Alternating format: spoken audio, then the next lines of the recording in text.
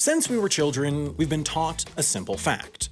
Car goes vroom. We know this. We know it the same way we know cow goes moo, sheep goes baa, podcast goes. From the New York Times, I'm Michael Barbaro. This is The Daily. But what if I told you that car isn't going vroom at all? In 2011, BMW, short for Big Motor Cars, replaced the 5-liter V10 engine in its M5 models with a twin-turbocharged V8 engine. The trouble is, even though the phrase twin-turbocharged V8 engine sounds very cool, actual twin-turbocharged V8 engines don't make very cool sounds. That's because turbocharging forces exhaust through a turbine, which means less exhaust comes out, which means less noise, which means drivers' egos don't feel particularly turbocharged at all. Simply put, the BMW M5 was suddenly too quiet, and that was a problem because the type of person who's willing to spend $90,000 on a car that, if we're being honest, looks nearly indistinguishable from a Toyota Camry is also the type of person who believes there's a direct correlation between car loudness and hotties Frenched. So BMW put in a system called Active Sound Design, an intentionally vague name because they didn't want to call it the more accurate name, playing pre-recorded engine noise through the speakers while you drive so that you can feel like a big special boy. And it's not just BMW. Acoustic design has always been part of car making, but now a combination of more efficient engines, turbochargers, and government regulations mean that cars across the board are getting quieter. And so, car manufacturers across the board have adopted a simple philosophy. You, the buyer, are a dumb little baby who needs to be coddled with fake vroom sounds.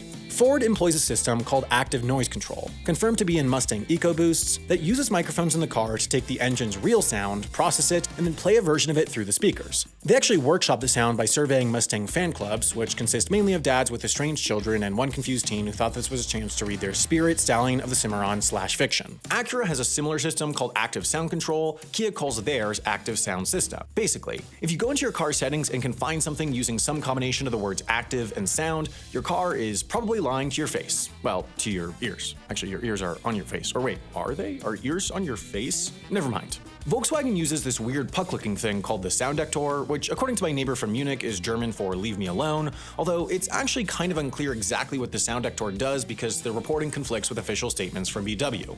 But what if the Germans ever lied before?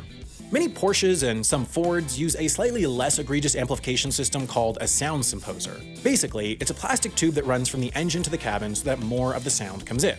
It's got a valve that opens and shuts to only let in noise at moments that the driver is likely to want it, so when you're cruising, the valve is closed and the cabin is quiet, but when you really step on the gas, the valve opens so you can better hear the engine you spend an equivalent of 23.7 human lives on.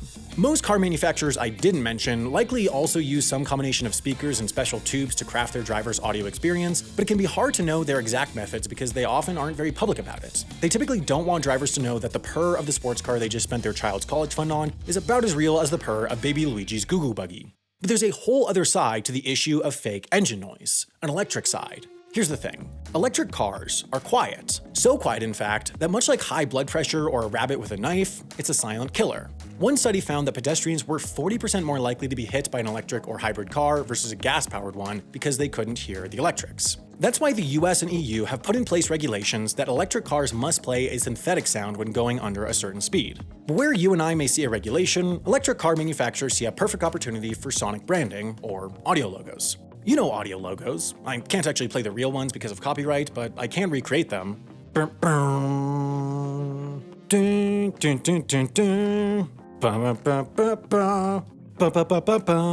are even old ones like this.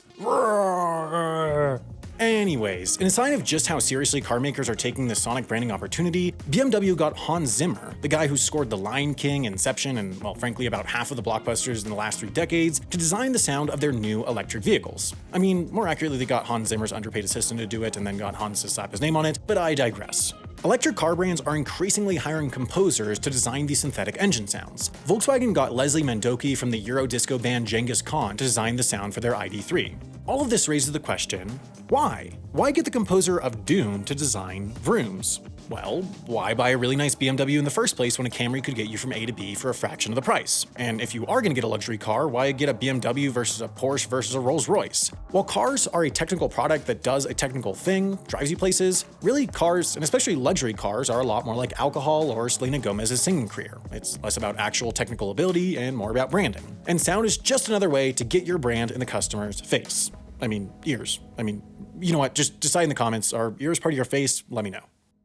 You know what is part of your face? Your mouth. And you know what I put in my mouth last night? Meatloaf a la mom with potato wedges, green beans, and gravy. It was delicious, it was fast, and it was made possible thanks to HelloFresh. I started using HelloFresh over a year before they started sponsoring me because they give you the best of both worlds. The meals are delicious, they're easy, they're good for me, and they're good for the environment. Wait a minute, that wasn't both worlds, that was 4 worlds. HelloFresh is the best of 4 worlds, minimum.